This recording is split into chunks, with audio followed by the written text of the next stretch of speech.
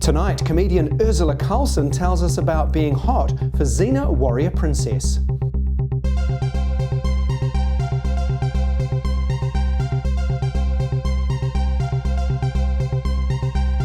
Hi everyone, welcome to the program. My name is Andrew Whiteside and this is the inaugural edition of GayTalk Tonight.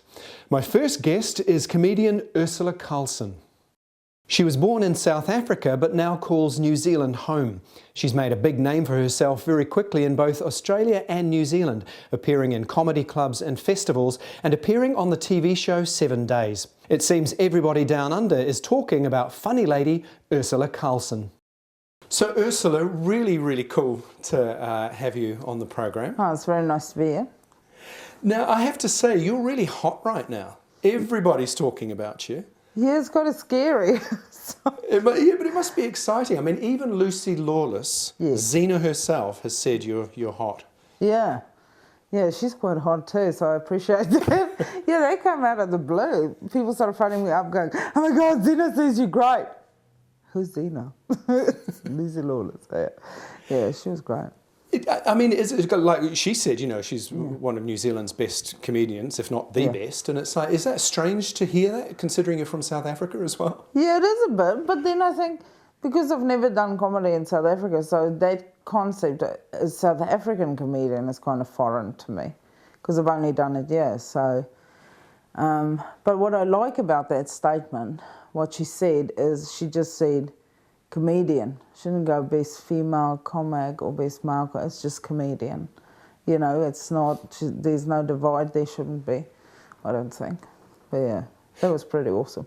So how are you enjoying the ride? I mean, you're doing the festivals, you're doing the comedy clubs, you're on 7 Days, which is a huge hit, a fantastic program. Yeah. You're making a splash now in Australia. How does it feel to get this?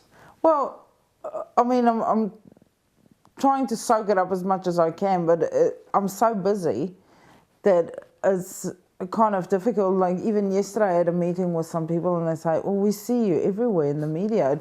And the one girl said she told her girlfriend that I'm going to host this thing for the Lesbian Business Association. Her girlfriend said she'd never heard of me. And then, since she had said it, I've been everywhere. I said, yeah, but it's like when you buy a car and you think, I've never seen one like these, and then you see it everywhere. So it's kind of like that. But it is amazing. I can't believe all the hoo-ha, I feel. Like everywhere I look, it's like people go, I know you. But there's a downside to that. I never have makeup-free days anymore. So when did you first realise you were funny or that you wanted to be a comedian? Well, I didn't ever want it to be a comedian. That never even crossed my mind. I didn't even think that would be a career option, that you could do that for money. But I always thought, because even when we were really little, I used to be able to make everyone laugh, like at family gatherings and at school. I was always the one that was sent to the back of the class because I wouldn't shut up, and you know, but the teacher would be laughing their face off while they're sending me to the back. You know, there's always been a lot of laughter wherever. But I didn't think it was different, because my brother's really funny, my sister's really funny, everyone I know is really funny. So I just put it down to South Africans are good storytellers, you know, and that's just the way everyone talks. So when I sort of got out of the family, you know, when you're about 12 and you start hanging out with your friends and you go, everyone's so serious, you know, like, not everyone's like our family. And I think that's when I realised, we're funny, you guys aren't. You know, there's like the accountant type people in the world and then the non-accountant type people in the world. We fall in the non-accountant. That's it, my mother's an accountant, so. It is a hard thing though. I mean, stand-up must be one of the hardest things to do, because, you know, people expect to laugh, that, you know, they want to laugh, and if something isn't funny, you know it immediately, you know when you bomb. Yeah. So how have you dealt with that? How have you managed that? How does it feel to be on stage knowing people want to laugh, they want to find you funny? Well, if that's like if I go out and the audience is prepped, they're ready for it, just tell them a joke, they know what they're there for, that's easy. But it's like you say, when you go out and you bomb, that it's sort of, but I find, I'm really honest with the audience. I'll say to them, oh, you didn't like that? okay, how about this? And then I'll just, or... So confidence has to play a major part in Yeah. it, because if you suddenly think, holy hell, I'm bombing here, then it's just going to get worse. Yeah, the minute you start panicking, it's all over. Then everything's going to go tits up. But if you're honest, and like you say, confidence is the biggest thing, because if you look at like the biggest comics, or the most successful comedians in the world, their material's not that funny. If you had to read it on a piece of paper, you'd go, it's Robin Williams talking for 45 minutes about Viagra. It's not that funny. But the way he delivers it, and because he has confidence and he has, he just has something, it works. But yeah, confidence in most cases, I think, will sell it. So, and honesty, say to them, oh, didn't prepare that one too well. And then they laugh at your awkwardness, because people feel for you. It's funny watching you, because I've seen you obviously on 7 Days on the TV, but I've also seen you at live gigs. Yeah. You're quite flirtatious, you're cheeky, you're also very self-deprecating, so a lot of the jokes come back on yourself. Yeah. And I think as an audience member, I don't find humour, being a gay man, gay jokes, I find them funny if I know that a comedian is taking pot shots at everybody. Yeah. So everything's fair game, it's not just at one particular group in society. Yeah. And so I find it really interesting to see you on stage and the way your humour comes across. And as I say, you're very self-deprecating. You do throw a lot of stuff at yourself. Yeah, I do. And I think that comes from, I haven't been doing it very long, so you sort of talk about what you know, right? And B, one of the things, after I did my first ever gig, my mother said to me, just don't be mean to the audience. So, because she went to a comedy gig once when she was 20, and she was picked on relentlessly by the comic, and I've worked with him since. And my mother never went to another comedy show till I started doing it. So I was very aware not to pick on the audience. So I thought initially, I'll pick on me.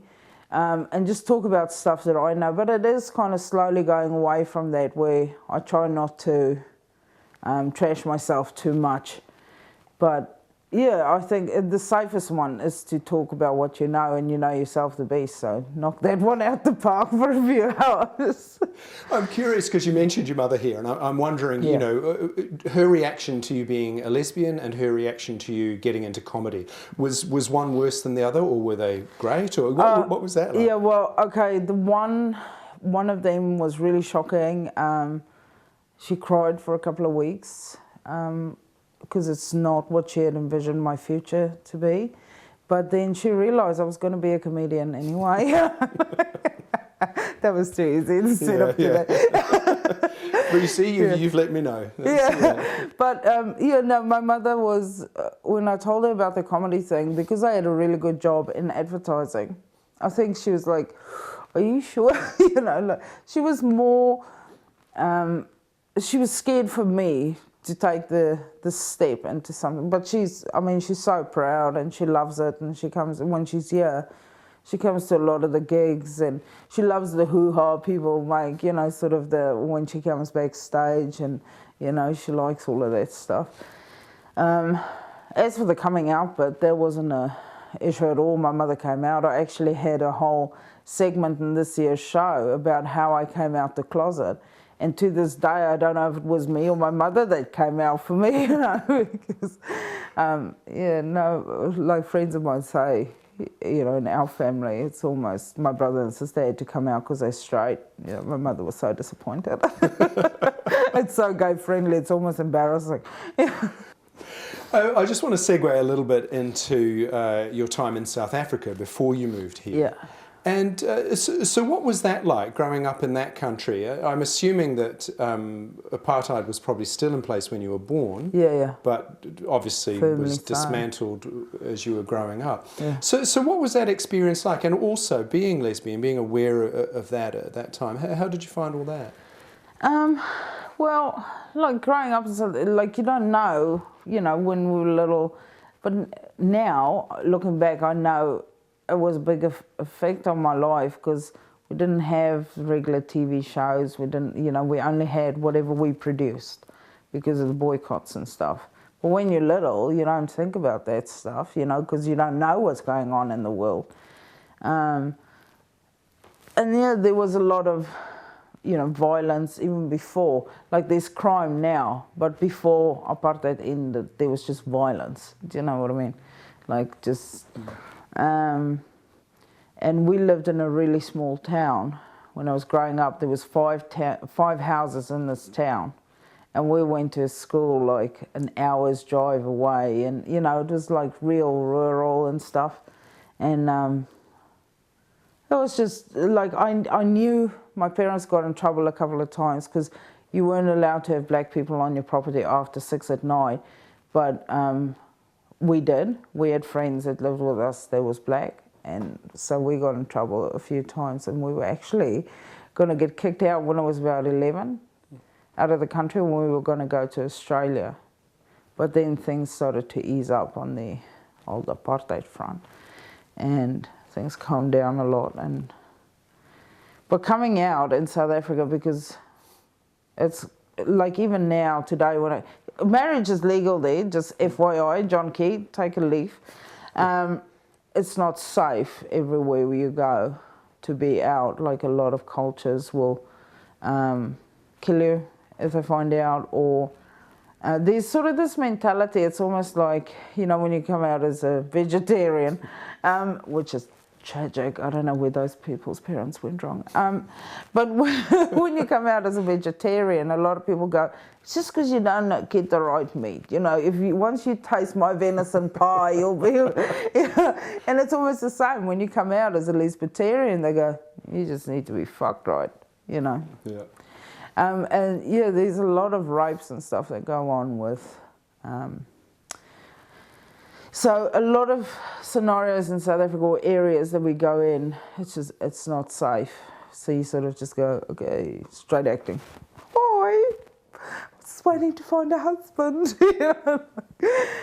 No, but then I would just avoid the topic altogether, or you just keep talking about your partner and make it as, you know. So it is nice to be here where nobody bats an eyelid. The final question really that I wanted to ask you about, and I think I'll try and ask everybody this, and it's about creating a happy life, whatever that means to somebody. So I'm wondering if you have a particular philosophy of life, or if you have any particular thoughts around what makes a happy, fulfilled life. I do. I have this motto in life, and it's on my website too. I try and keep everything black and white on my website, except for this thing in red. It says, if you don't like what you're doing, stop doing it. Because you talk to people that's been doing, say, the same job for 40 years, and they've been bitching about it for 40 years, and you go, why are you still doing it? My mother told us a story. There's this guy that used to work with her, and every day he'd come in, and when they all have lunch in the cafeteria together, and he'd open his lunch box and go, peanut butter again. And every day for about 2 months. And she'd go, why don't you just ask your wife to put something else on your bread? He'd go, I pack my own lunch. So he hates it, but he keeps doing it. It's like, just stop it then. Have dry bread, dunk it in your tea, you know, like, but people are insane. Most people are one decision away from being in a mental institution. If you're not happy with your life, change what makes you unhappy. You know, sometimes it's tough, but don't keep making the same mistake over and over and expect a different outcome. It's insane. Thank you so much. It's been a pleasure to see you again, and all the best with the burgeoning career. Thank you. Well, that's this week's show. Thank you for watching. Do let me know what you think, and I'll see you very soon.